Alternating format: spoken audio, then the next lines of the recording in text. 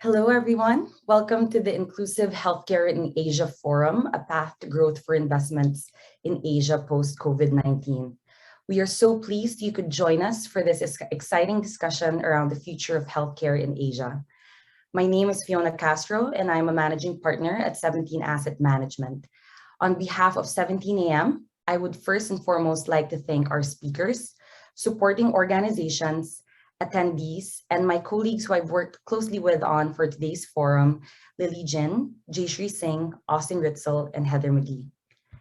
17 Asset Management was founded in 2017, and for the past few years, we've worked with incredible investors and place-based stakeholders committed to directing intentional, catalytic capital towards systemic social and environmental problems plaguing our world today, such as socioeconomic inequality, racial inequity, inequities around access to healthcare, access to healthy food, and access to clean and sustainable energy.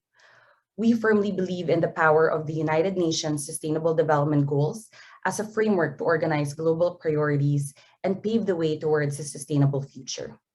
The 17 in our name refers to SDG 17, Partnerships for the Goals, and we partner with investors, corporations, and individuals who are looking to embed purpose and impact into their investments and design solutions with them that bridge the financial and social return interest of investors to the impact needs of communities.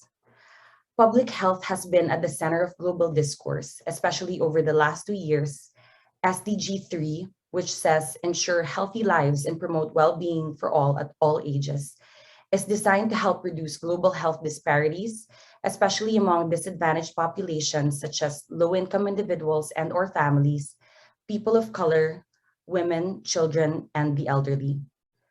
The COVID-19 pandemic has highlighted the need to drive momentum within SDG 3 and strengthen emergency preparedness in the face of global health crises. I'll now ask my colleague Jaishree Singh to describe 17AM's perspective on investing in SDG 3. Thanks, Fiona. My name is Jaishree Singh, and I'm the Director of Research at 17 Asset Management. I have a master's degree in public health and nutrition from Johns Hopkins, and I'm excited to be with you all today. 17AM is focused on mapping place-based problems to investment solutions that improve the quality of life in every region around the world. The majority of Americans live in cities, and rapid urbanization is associated with ill health. Cities experiencing the fastest growth will also see the greatest uptick in slums and poverty. As the world continues to urbanize, there will be an increased strain on basic resources, such as food, water, and medicine. Our research revealed that while the circumstances surrounding healthcare vary significantly between countries, the social determinants of health, or SDOH, persist as important health drivers. The SDOH refer to factors outside the traditional healthcare system, such as where we live and work, the air we breathe, and the food we eat. These factors shape over 80% of health outcomes. 17AM is excited to facilitate design thinking sessions with investors interested in addressing the greatest global public health challenges. We believe that the most impactful capital is intentional and uses innovative financing to achieve both positive health outcomes and financial returns. This refers to blended financial vehicles that pool philanthropic, debt, and equity capital and measure impact using science-based KPIs.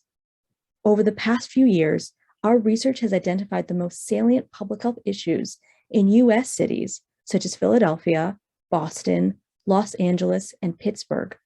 We've also explored food and climate-related issues in the Caribbean and the Middle East. 17AM is working to further SDG 3, referring to health, in all of these geographies, now including markets in Asia and in Africa. Our newest report is part of our broader effort to catalyze public health investments and discover new global markets related to inclusive healthcare, public health infrastructure, and the SDOH. After this event, 17AM will invite some of you to design thinking sessions where we will discuss how to create optimal healthcare systems in Asia and around the world. Please reach out to us if you're interested in learning more or working with us. I'll now pass the baton to my colleague Lily, to provide us with a summary of our latest report on inclusive healthcare in Asia. Please take it away, Lily. Thank you, Jaishree. Hello, everyone. Good evening from Beijing to wherever you are. I'm Lily. Many of you know me from my investment mandate at a multilateral development finance institution. But today I would like to share with you a few words as an allocator and an investor devoted for impact, and most importantly, as an author for the Inclusive Healthcare in Asia report. And first of all, I commend tremendous respect for the 17 AM leadership backing both the report and the forum for industry collaboration and sharing on this important subject. Healthcare has always been an important thesis because of its solid fundamentals, return profile, its impact. Healthcare investments in Asia already has a significant exposure in the private equity and venture capital asset class. Asia will represent over 40% of growth in the global healthcare spending in the next decade, which is double the rate of the world. As COVID-19 hit Asia 2 years ago, it disrupted the lives of over 60% of the world's population and caused unprecedented crisis. It exposed significant white spaces in the healthcare service delivery, operations, training, facilities, equipment, and supply sectors. COVID-19 structurally changed patients and healthcare systems demand. COVID-19 also accelerated healthcare business growth and innovation through tech and digitization. These drivers have propelled healthcare business to become increasingly even more focused on accessibility, measured by cost of care, method of care, and geographical distribution, health literacy, measured by providing patients with information, equitability, measured by diversity of patient and operator profile. The key quest for diligence of this report is to understand how to scale the strong return and impact thesis on sector described above for Asia. Main findings are: number one, healthcare businesses could be the next growth engine in Asia as regulations are accelerating business participation due to COVID-19 pressure, also supporting the creation of new digital healthcare businesses and digitalization of existing healthcare assets. Healthcare funds or funds with healthcare exposure in Asia focus on accessibility, health literacy, and equitability have an edge compared to general Asia or Asian consumer and tech funds because those businesses are rapidly capturing the structural shift in patient demand and opportunities as described, provided by COVID. Key markets for inclusive healthcare are Japan, China, India, Indonesia, Philippines, and Bangladesh for the population spending and healthcare coverage. In addition, as an author, my main observation is that more information sharing and dissemination about healthcare funds, businesses, and precedents in Asia can incentivize further growth. Hence, the purpose of today's virtual forum. While there's no Q&A, the forum is thoughtfully curated with 4 sessions. The first session is the key dialogue amongst philanthropy, capital allocator, and asset manager to drive more business returns and healthcare output through inclusiveness in Asia. Second session is diverse panel of inclusive healthcare businesses from asset operators to founders. Third session is capital allocators and asset managers already active in this thesis, sharing their playbook. And the final session is from industry players, sharing their views of drivers to scaling and adoption of the thesis further. And without further ado, let's start with the first session. While we bring the speakers on board, I will provide us a brief overview.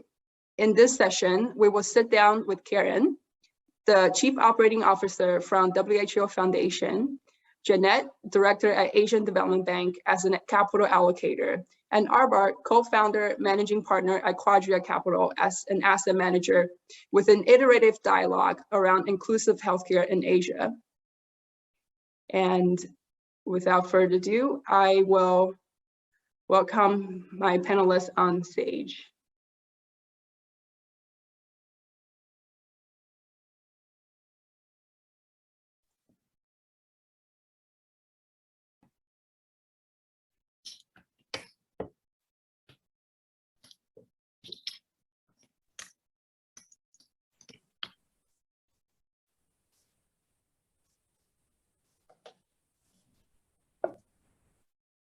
Hello, Karen, Janette, and Abrar. Are you able to hear me and speak okay? Yeah. Yes. Nice to see you. Great. Great. Thank you guys. Without further ado, why don't we start with a brief opening from each of you? Karen, please go ahead first. Yeah. Sure. First of all, thanks a lot for allowing me to be part of this panel. Really excited to be here. So just a bit of background and also introduction on myself. I'm now the COO with WHO Foundation, which was only founded last year, based in Geneva, working very close with the WHO. I'll say a bit more about that. I have most background in venture capital for 10 years, focused on healthcare investing across Europe and internationally. Then the last 10 years before joining the WHO Foundation, I built an organization in impact investing, and I'm also very happy to share some of the experiences from that and also our view on business and impact in Asia and maybe also other areas. Definitely, if I think we'll talk today about, role of business and investments in Asia. The private sector has a huge potential in Asia, and we'll talk more about that. But there is a study from the WHO only recently done, which basically also found that 50 to 60% of healthcare services in Asia are really provided by the private sector. So that's a massive amount. And I think even that, if you just think about that market, that is interesting. I'm happy to dive deeper into that with my colleagues later on. Just a few words on the WHO Foundation. As I said, very young organization. The last year since we've become active, very much focused on the actual problems. That is a lot of fundraising for COVID to support the programs of the WHO. But the role of the foundation is going much beyond that, not just working closely with the WHO, but also thinking and bridging partnerships between the private sector and NGOs and governments. And I think this is really also at the core of what we're discussing here. Healthcare services are basically driven often by governments, but the private sector has such an important role, and how we can bridge that is going to be an important role of the foundation. Not only in terms of leveraging partnerships and their capabilities of corporates, but also thinking about how to foster more impact investing and again, bringing the private sector on the investment side. So I'm happy to talk more about that, but I'm happy to hand over to my fellow panelists for an introduction. Thank you, Karen. Please go ahead, Janette. Thanks, Lily. So good evening, I'm Janette Hall, and I manage the fund of funds as well as the concession finance business for the Asian Development Bank, which focuses on providing financial assistance to Asia, including the Pacific. I'm really happy to be joining this healthcare panel since it addresses obviously the importance of supporting inclusive healthcare, which is very much within our mandate. As a multilateral organization, which is focused on promoting development, healthcare is obviously a very core sector for ADB. So in this regard, we play a crucial role working with both the government and the private sector to support healthcare development. In fact, our unique multilateral status affords us a really good role where we can call on the private sector, to act. But although while we do, requests, for their active involvement in important sectors like healthcare, it does not necessarily mean that the private sector really has all the tools available. And this is where the interface, with government is crucial, and where ADB in particular can help the private sector engage with the government. Some, instances of this is like setting up, healthcare dedicated funds that are sponsored both by the private sector as well as the government. Our healthcare group has also been very much focused on increasing our financial assistance, to companies that can help expand both the capacity as well as diversify the supply chains, of manufacturing companies that are involved in pharmaceuticals, supplies, and consumer healthcare. So with that short introduction, I'll turn it back over to you, Lily. Thanks, Janette. And Abrar, please go ahead. Thank you, Lily, and good afternoon or good evening, depending on where you are. My name is Abrar Muir. I'm one of the founders and managing partners of Quadria Capital. Quadria Capital is probably one of the largest healthcare-focused investment firms in Asia. Our mandate essentially is to build large, scalable private institutions, private companies that can tackle what we believe is an intractable social issue, which is the access of affordable, high-quality healthcare. So our mission is to build businesses that are not only well-positioned to deliver good shareholder returns, but equally and perhaps even more importantly, deliver high quality healthcare at an affordable price, create enormous social impact, and most importantly, over a period of time, improve the societies in which we function. We think private capital can play a very important role in solving what we think is an intractable social problem. It's been exacerbated by COVID, but it's an issue that's been in Asia for a very long time, and we think private capital can play a very important role in dealing with this. Thanks, Abrar. I really appreciate the opening of all the panelists. It's fair to conclude that the inclusive element is a common denominator amongst all the three panelists, and the institution model for each from philanthropy, capital allocator, and asset manager perspective. Maybe we can start with a very open-ended question. If you can share what your observations about how accessibility, health literacy, and equitability has been changed because of COVID in your own swim lanes and in your own thought process towards healthcare. And I think that can be uniquely applied to, Karen, Janette, and Abrar's your own unique role within the industry. And why don't I start with Abrar? Yeah. Thank you. Thanks, Lily. Look, we've been fighting and shouting from the rooftops for a very long time about the lack of access, the lack of awareness, the lack of quality that impacts a lot of people in Asia. And I think that, frankly, COVID has only exacerbated an issue that has existed in Asia for a very long time. So if I can just share with you a couple of thoughts. For example, there are 1 billion people in Asia that die without ever seeing a doctor in their lifetime. Not when they're born, not when they die, and not in between. We think that's a tragedy. And that actually has been exacerbated by the tragedies that we've seen over a period of time through COVID. But the underlying issues have been there for a very long time. But if I were to take a very giant leap back, I'd like to explain, certainly from our perspective, healthcare in Asia as an industry is a very compelling investment opportunity.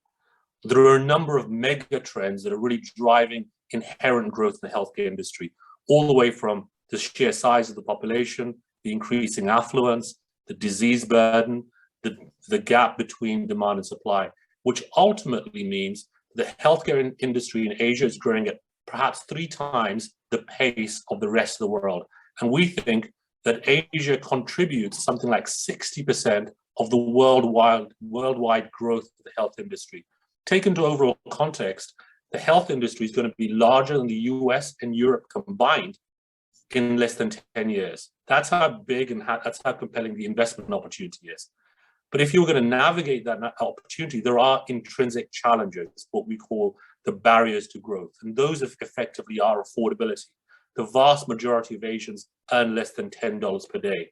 There's access. There are not enough doctors. There is not enough hospital beds. There just aren't enough drugs to meet that supply. The third is awareness. We have a huge disease burden in Asia, perhaps more diabetics, more cardiovascular patients, more cancer patients, unfortunately, than the rest of the world combined. And yet most people in Asia are not aware that they're suffering from diseases until they have that catastrophic event. That, again, is a barrier to growth. And the third is access to quality. Most people in Asia suffer from chronic diseases that require intensive care, perhaps even for their lifetime. And that needs to be delivered in an affordable way.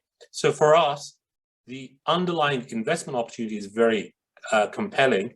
Navigating it in the Asia context, in making and building business models that can actually deal with affordability, accessibility, and through scale, as well as awareness, are critical to long-term success. And we think those businesses can be built in Asia. And in fact, we've been doing that over the last 10 years and built some of the largest healthcare businesses in Asia, some of which we believe will emerge as ultimately global giants in their industry. So we think that there is a real confluence between the investment opportunity and the social opportunity. Mm-hmm. Thanks, Abrar. I really echo to that as a capital allocator and asset manager myself. And now we would like to just turn to Janette as well, just with that question, in your own view as a capital allocator and what your thoughts are. Yeah. Sure. So We've actually been investing in the healthcare industry for quite some time, but specifically through a fund we started in 2012, 2013. And I can say that since then, we have already seen a lot of improvements, both in the access and affordability of healthcare over the last years. I think a lot of that just stems from just an increased awareness, of advancing things like education skills of doctors in the rural areas, increased awareness, of having more proper diagnosis up front, as opposed to just resorting quickly to antibiotics. And just an overall increased awareness of improving the manufacturing capabilities, of the healthcare supply chains. And so while we see all of this improvement, we still believe that there is still much more room to go. So, the governments have had a very positive impact, both on education as well as increased spending, but the delivery continues to lag. And as Abrar, has indicated, there are still too few doctors, too few hospitals, very leaky payment infrastructures, and just an overall lack of adequate community healthcare focus. So for us, we believe that if you have more medical colleges, more governments becoming better payers, more healthcare coverage, and just cheaper, medical devices and digitizations, which can lower the price points, these are all going to be needed. And the COVID-19 has obviously heightened the health awareness among both the consumers and doctors, and obviously they've highlighted the benefits of both diagnostic testing as well as preventive care. Mm-hmm. Thanks, Janette. That really echoes kind of the message, and Karen would love to also hear your thoughts as well of how COVID-19 changed your view towards inclusiveness and in your own day-to-day operation and strategy thinking of this issue or this construct. Yeah. So one I can say, and I can just really mirror what Janette and Abrar have said. It didn't really change my view on it. I think it just certainly not of the WHO. It just exacerbated it.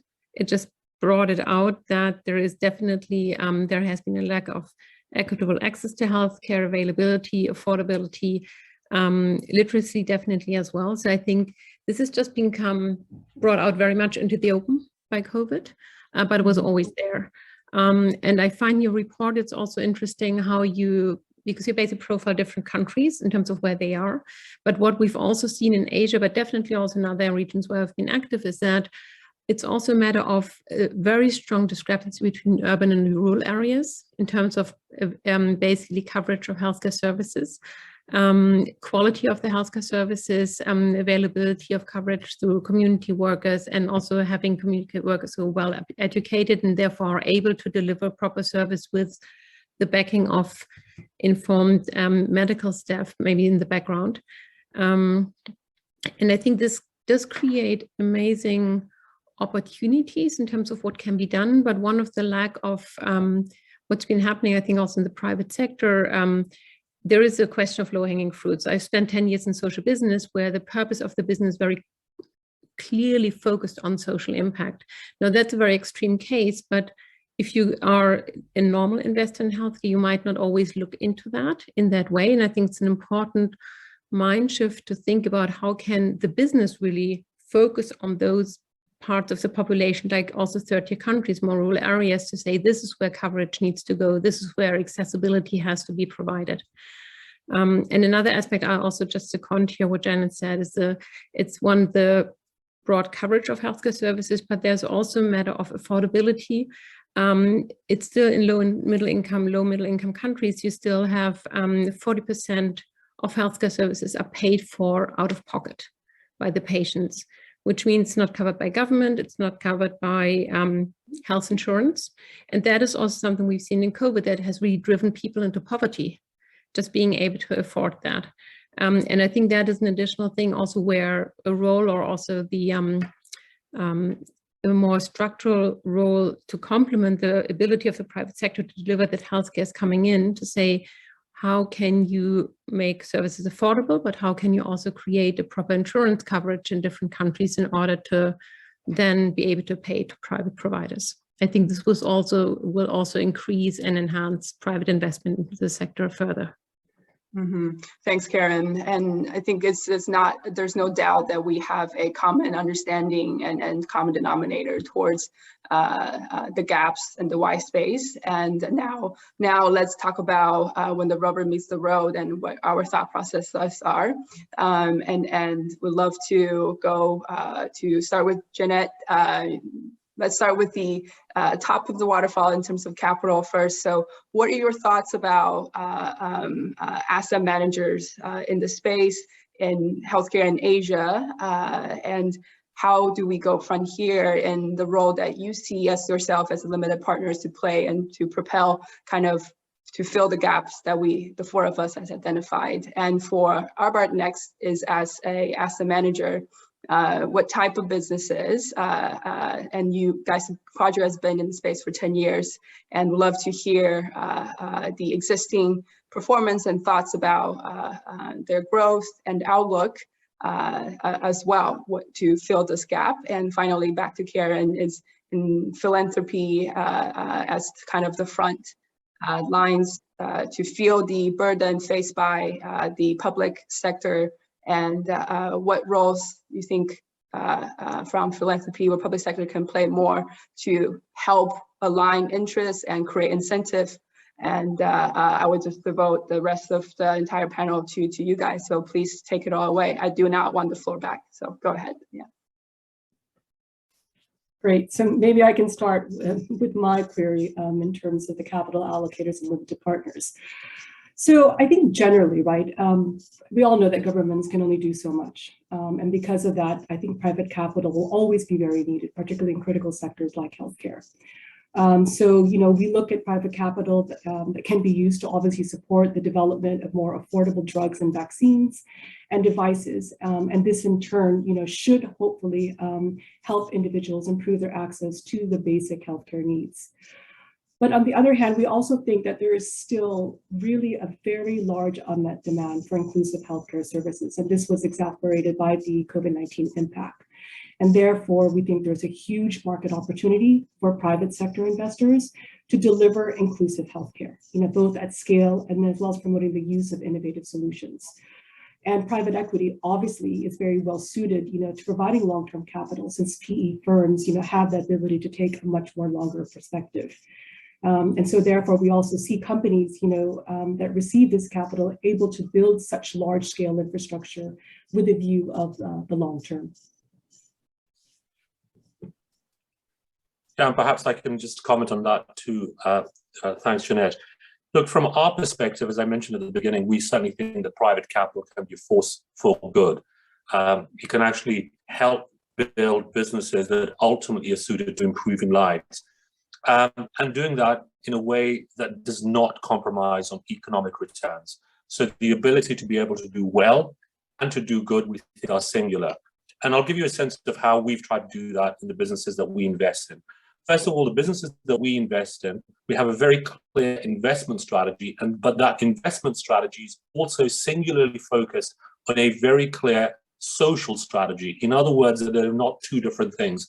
It's not to say that a business we will seek to achieve profits in one way and then use some of those profits to achieve some form of social good in another way. Quite the opposite. What we're trying to do, and what we've done over the last 10 years, is build these large-scale businesses that, through economies of scale, have the potential to lower costs, but through that scale, they have the volumes and the size to create strong economic value.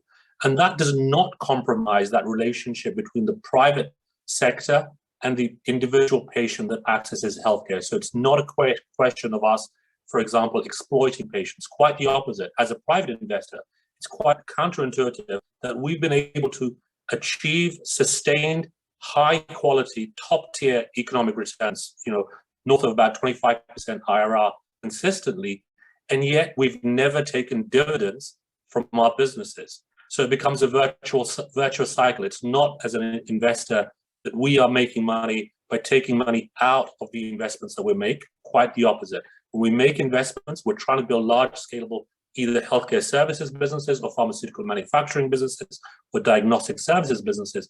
But the profits that we make through those economies of scale are then reinvested in that business to fund future growth. But it's through that size, through that scale, that we're able to achieve both economic return and social return. And I'd say that's a very unique situation in Asia, that we're able to do that, because governments in Asia are also very conducive to the private sector. And frankly, that's very different to what's going on in the US and Europe, because in the US and Europe, when one talks about the nature of healthcare and how it ought to be delivered, it very quickly becomes a political discussion. You're either the right wing or the left wing or red or blue. In Asia, there's very little of that. It's just a case of the lack of access, the lack of affordability, and what are the best ways to achieve that. And we've seen that private capital has been really at the forefront of that and has been consistently able to deliver pretty good returns, but also actually tackle some of these social issues and build business models that are actually focused on these social issues, but in an economically conducive way.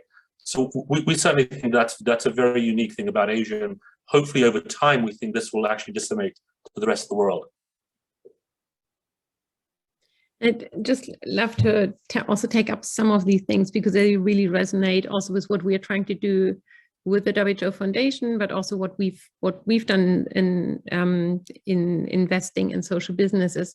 I think what you're saying is really true, that you need to make sure that the impact, accessibility, affordability is really ingrained in the business model. So it can't be distinct and can't be artificial, but how do you really make sure it's part of the success of the business is driven by being socially impactful, socially successful, and being able, and really also being able to track that.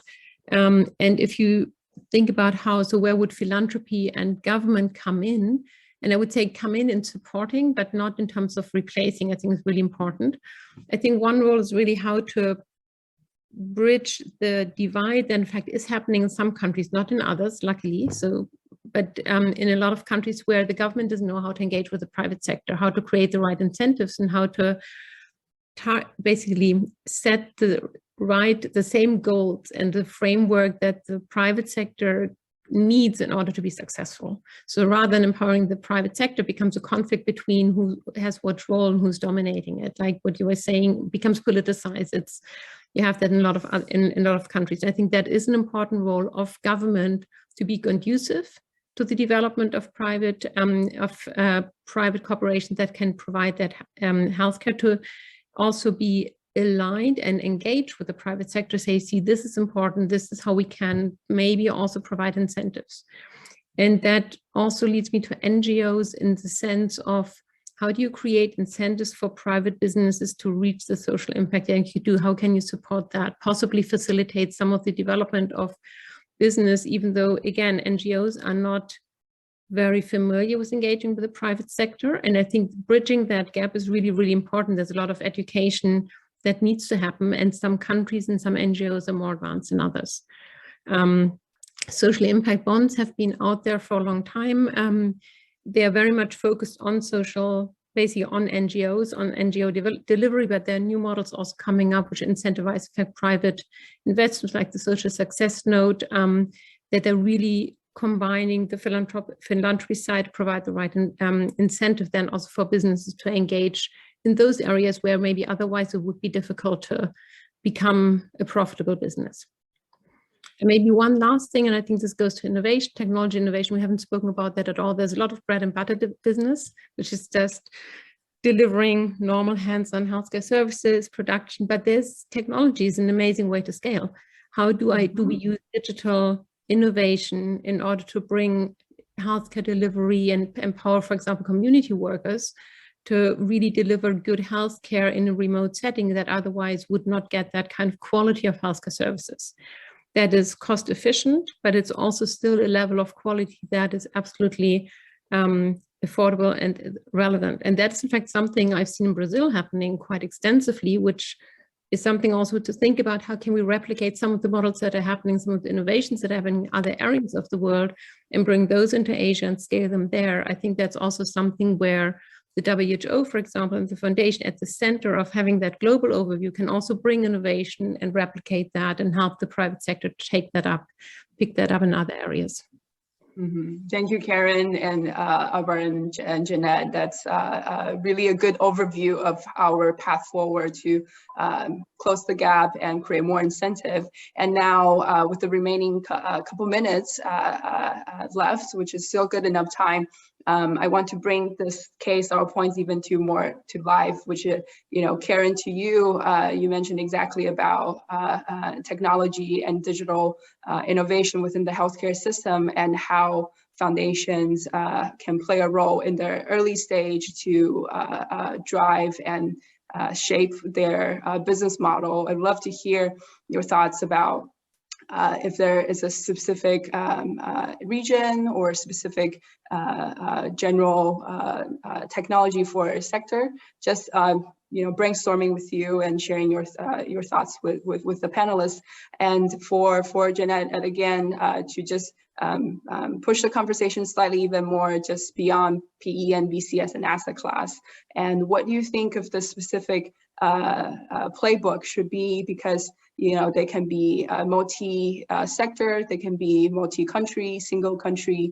Love your thoughts a bit more on that. And then for Abrar, you mentioned the large-scale business that Quadria has shaped and built, and we'd love to hear a bit more of whether they are in the facility sector or operation sector, and what type of business model they have created, and the value you brought to the table as the investor, and then we can conclude the session. But please go ahead, Karen. Yeah. Sure. And I think, again, as I started talking about just before, I think there is a big potential in terms of scaling and replicating innovation that has happened. And there are new structures coming up, like the Health Innovation Exchange, for example, which is really about investing in early stage technologies that can be scalable, that can be replicated, and that really meet like a healthcare need, but in a technological way that will be able to, once you scale it, once you replicate it, to really be provide affordable healthcare services. One of the areas we are also looking into, and again, this is what an NGO or what also WHO might be able to do, is to scout really systematically in the countries for innovations that have been proven, that have been, so basically doing like a pre-filtering and pre-vetting and thinking they have been proving, they have been working efficiently, they have been able to bridge the divide between government, engage with the private sector, and really make those broadly available, so other governments can basically look into that, other corporations can look into that and say, well, in fact, this is a technology we should be able to take up and replicate. And it's important that this is all open source, that it's not protected. I think that with digital innovation, what is an important area we need to look into is this question of ownership, intellectual property ownership, to say, how can that be licensed? How can we make it accessible for everybody and not just being captured in one corporation and then basically monopolized? I think managing that intellectual property element is also an important one. Again, that's not here or there, but it's in a moderator role. I think that needs to happen between governments, NGOs, private sector, to say, how can we make sure that innovation become accessible to everybody at a fair compensation then for the innovation and the one who has invested into it. If I can just quickly add, just because obviously anything that's tech-enabled is becoming such a big, a topic among all of our fund managers. But just to add, to what Karen has said, like many other sectors, right, healthcare is obviously undergoing a digital revolution. You see big data, mobile devices, smart apps, and just a lot of other, innovations coming in and just opening up new frontiers in a lot of the markets. So for inclusive healthcare, technology has really become an enabler, right? And you see a lot of, usage of e-pharmacies and even consultations. And, we were just speaking, in fact, with our fund manager today, and they also noticed, that because of this increased use of both, teleconsultations and e-pharmacies, you see actually a lot of people not going, taking all these hospital visits.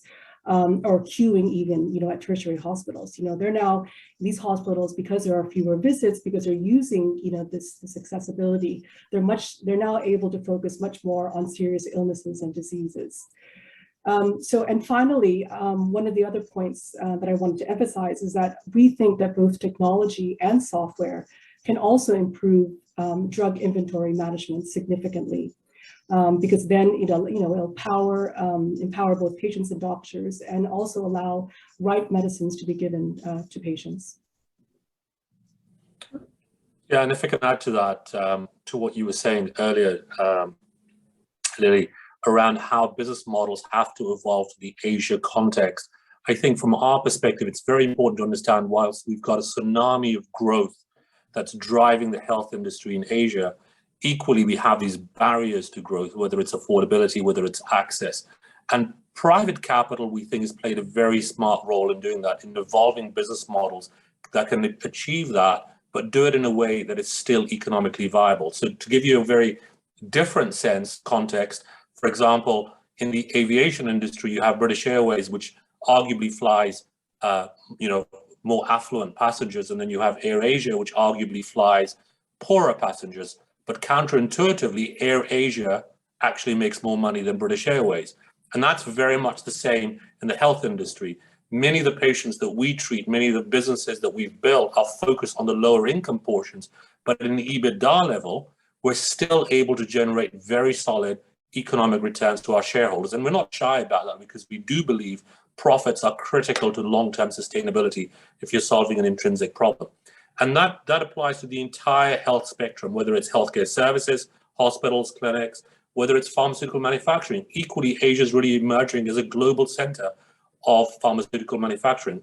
Again, counterintuitively, 60% of all prescriptions written by volume in the US and Europe are written to Asian businesses. They're manufactured here.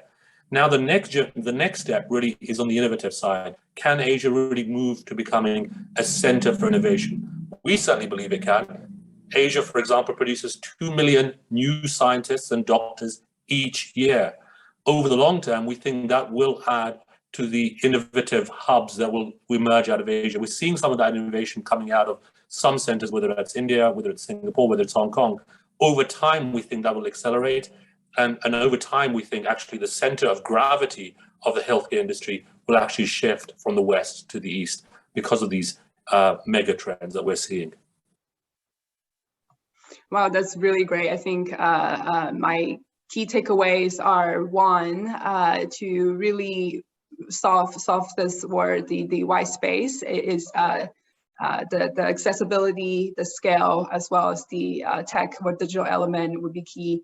And most importantly, I walked away from this session further reassured kind of my understanding and observation that the sector really is backed with return and backed with strong performance because of the solid fundamentals itself.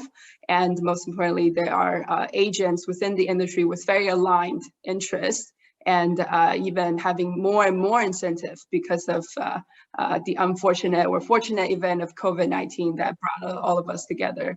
And fortunately also as well that the next session is packed with operators, and the first two are healthcare asset operators that have digitalized their companies in both countries that are quite important in Asia, India and Bangladesh, and two others are asset-light entrepreneurs, founders that are really healthcare tech leaders, both representing China as well as Indonesia and India and the Philippines. So I will turn this back to my colleague. Before that, I want to thank Janette, Abrar, and Karen for making a very strong case, setting the tone for the forum, and really making a strong case and difference for the industry, and look forward to connecting more in the future. Thank you. Thanks, Lily. Thank you, Abrar. Thank you, Karen. Thank you very much. Thank you. Thank you.